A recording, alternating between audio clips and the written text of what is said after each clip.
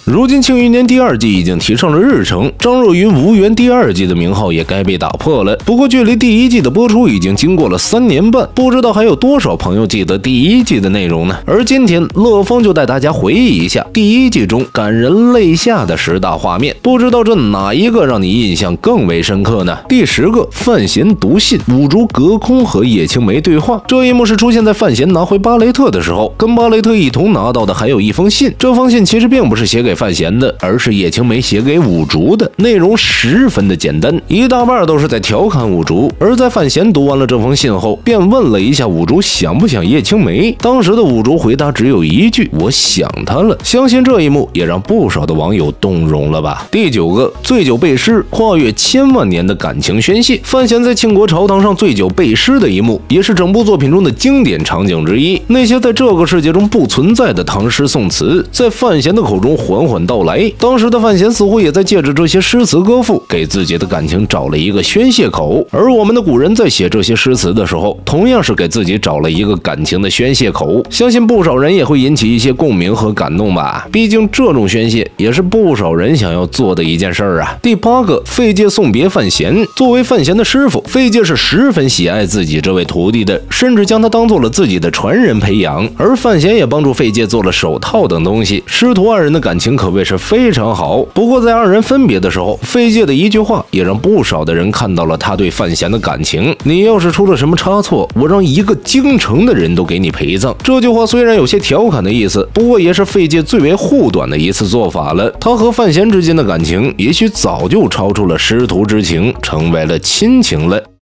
庆余年第1季10大感人情节。第7个，吻别祖母。范闲在小时候一直住在儋州城中，跟随在范家老太太的身边，而他这位奶奶也一直在以自己的方式保护着他，这也让范闲感受到了不一样的亲情。而在范闲被接到京城的时候，范闲专门跑去了吻别一下自己这位奶奶。虽然范老太太嘴上说着成何体统，但是却眼含泪花，十分舍不得自己这个孙儿。祖孙之间的感情也被这一幕演绎的淋漓尽致。第6个，萧恩之死，恶人终向善。萧恩作为北齐的大魔头，一直被陈萍萍关押在监察院的大牢中。如果不是严冰云在北齐身份暴露，他也不会拿萧恩作为交换。而这个大魔头在临死前对范闲说出他死后不用埋他，他已经不想再被压在地底下了。毕竟在监察院地牢几十年的时间已经足够了。那一刻，相信也有不少人对这位大魔头产生了可怜之情吧。第5个，范闲和庄墨涵的见面，释放最真实的自己。在庄墨涵于庆国大殿上指责范闲，最后被气吐血后，离开庆国的时候再跟范闲见了一面。当时庄墨涵对范闲说了这样一句话：他这一生很快活，从不委屈自己，也不欺骗自己，希望他范闲也能够如此。虽然庄墨涵诬陷过范闲，但是他离去的时候将自己所有的书籍全部都留给了范闲，对于文学有着一种执着，希望他能让文学一直传承下去。这也同样是很动人的一幕了。第4个，沈仲跪拜范闲。沈仲这个角色呀，在刚开始的时候确实很坏，为了稳固北齐的地位无所不用其极，但最后的时候，沈仲为了自己的妹妹精心布的局，还是让不少的朋友看到了他对亲情柔弱的一面。尤其是给范闲下跪的那一刻，让人们意识到了也许并没有纯粹的善恶之分，只是各自的立场不同罢了。而且即便是一位强者，一旦被抓住了软肋，也会变得脆弱不堪啊。